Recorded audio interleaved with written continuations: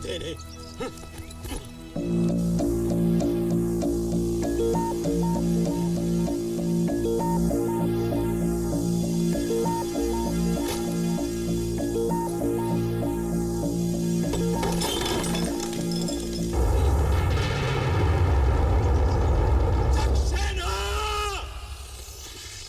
ये कमरा मेरा है और पंडित साहब ने खुद मुझे ये दिया था। जी हाँ, आप बिल्कुल सही कह रहे हैं, लेकिन बाकी सारे कमरों में दो दो लोग रह रहे हैं। तो इसे बाहर बरामदे में रहने दो।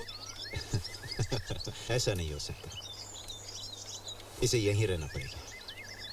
अगर आप भूल रहे हैं तो मैं आपको याद दिला दूं कि मैंने अपनी सारी जायदाद इस ट्रस्ट के नाम पर लिखी हुई है। लेकिन वो तो बात की बात है। तो क्या मरने से पहले अपनी सारी जायदाद दे दूं? नहीं, ऐसी और बात... बाकी उम्र रास्ते पे भीख मांगता फिरूं? प्रजापति जी, सिर्फ एक ही महीने की तो बात है। राहुल यहीं रहेगा।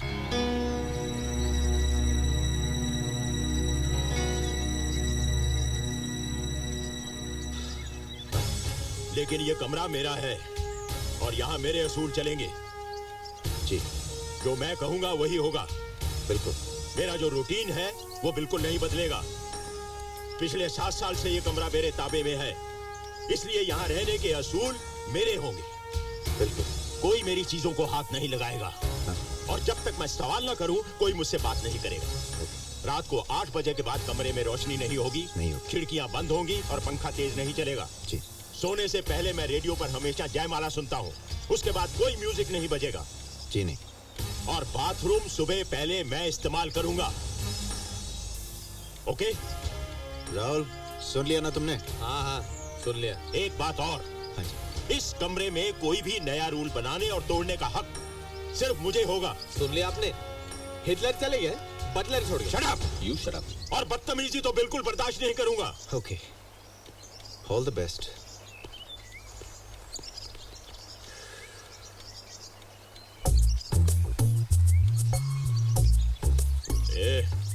तुम्हें यहाँ आराम करने के लिए नहीं भेजा है। मेरा बैग स्टोर रूम में रखो। What? मैंने कहा मेरा बैग उठाकर स्टोर रूम में रखो।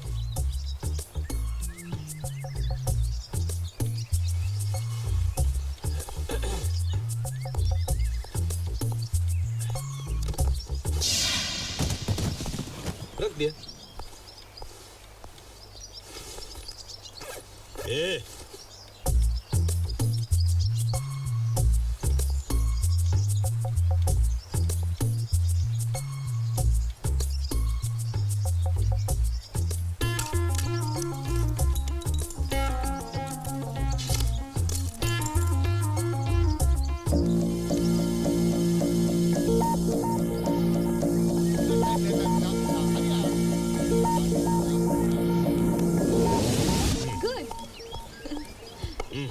तुम्हारी चाल है। बहुत खुश हो ना तुम इन पागल बुड्ढों के साथ सड़ता हुआ देख के? राहुल, इन्हें बुढ़ा मत कहो, ये तुमसे बड़े हैं। इसीलिए तो कह रहा हूँ। राहुल, तुम्हें यहाँ इनसे कुछ सीखने और समझने के लिए भेजा गया है।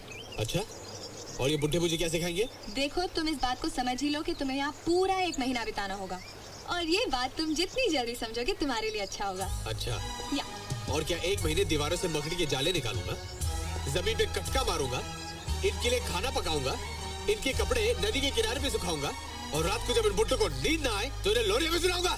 करेक्ट। आओ बेटा, चेस खेलें।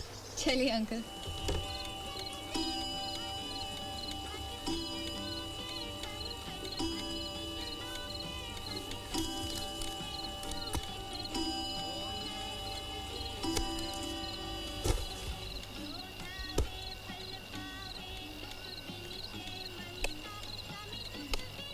अरे पंखा तो चलने दो, खिड़कियां भी बंद हैं।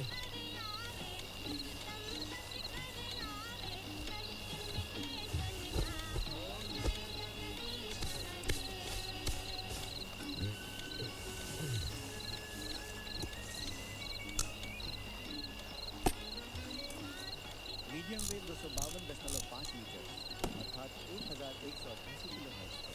ये ऑल इंडिया ओम नमः शिवाय। अब हमारी आज रात की सभा यहीं समाप्त है। हमारी अगली मुलाकात कल सुबह 5:55 शुभ रात्रि। जय हिंद।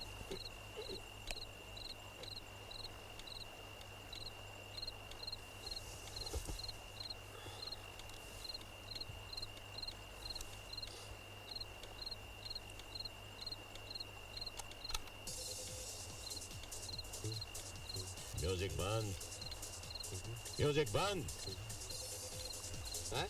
म्यूजिक बंद करो।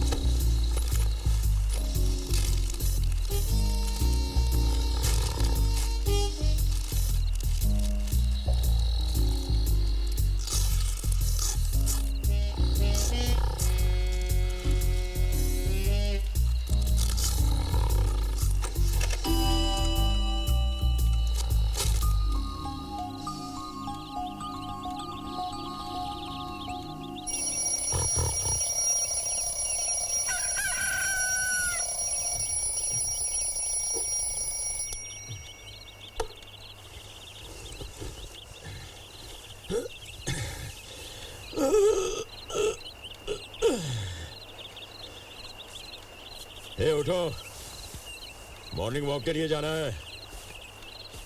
उठो उठो, ए उठो, सुबह के 4:30 बज गए हैं। उठो, सैर करने के लिए जाना है।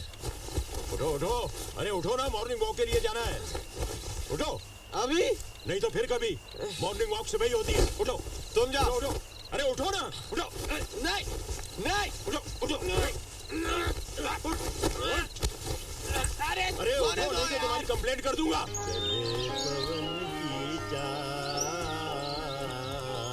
जग में चले पवन की चाल। इतने खुश क्यों हो रहे हो तुम? भगवान ने मुझे जिंदा रखकर एक दिन और दिखाया है, इसलिए। यही चलन है जग सेवा का, यही जीवन सुख पाल। उम्र क्या है तुम्हारी? थोड़े दिन यहाँ रहा तो तुम्हारी उम्र का लगने लगूंगा। कहाँ सुबह सुबह चला रहे हो यार? बस थक गए। अरे तुम्हारी उम्र में तो बर्मा की अखमाश की पहाड़ियों पर हीरो की खानें ढूंढ निकाली थी मैंने, जबकि ये मशहूर था कि पिछले 2000 साल से जिसने भी वहां जाने की जुर्रत की वो जिंदा वापस नहीं आया। बस यही बात मुझे वहां जाने के लिए उतावला करती थी। मैंने 6 कबायलियों को मोटी रकम का लालच देकर अपने साथ चलने के लिए राजी कर लिया। ये कबायली क्या होता है? अरे बाबा, जंगली जो कीड़े मकोड़ों से लेकर आदमी तक सब खा जाते हैं। लेकिन ये जरा बेहतर किस्म के जंगली थे। हमारे 15 दिन के सफर में 4 आदमी कम हो गए।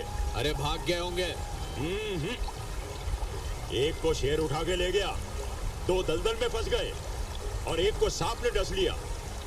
लेकिन मैं हिम्मत हारने वाला नहीं था। कदम कदम पर मौत से लड़ता हुआ मैं आगे बढ़ता ही गया। 21वें दिन जब मैं जंगलों के पार निकला तो क्या देखता हूँ कि नदी के पार अखमाश के पहाड़ धूप में जगमगा रहे हैं। दुनिया का सबसे बड़ा हीरो का